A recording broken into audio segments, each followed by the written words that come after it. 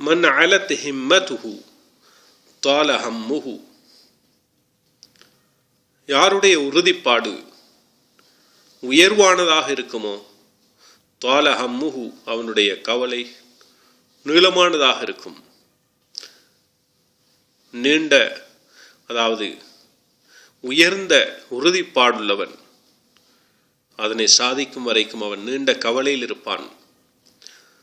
ஒரு மனிதன் வாழ்க்கையிலே உயர்ந்த உறுதிப்பாடுடையவனாக இருக்க வேண்டும். அதனை நோக்கி அவன் எப்பொழுதும் கவலையுடன் அதனை எப்படியாவது சாதிக்கலாம் என்று நீண்ட கவலையுடன் இருப்பான் என்பது அதனுடைய பொருள். மன் அலத் ஹிம்மத்துஹு, அலா யாலு உலுவன், அலா என்றால் உயர்ந்தது. இங்கு மன் அலத், ஹிம்மத் என்பது பெண்பால் சொல்லாக இருப்பதால் அலத் என்று வந்திருக்கிறது. மன் அலத் ஹிம்மத்துஹு தால ஹம்முஹு. ஹிம்மா என்றால் உறுதிப்பாடு, அஸம் என்பதனுடைய அர்த்தமாகும். அஸம் என்ற அர்த்தத்தில் வந்திருக்கிறது ஹிம்மா. தால என்றால் நீளமாகியது, ஹம் என்றால் கவலை.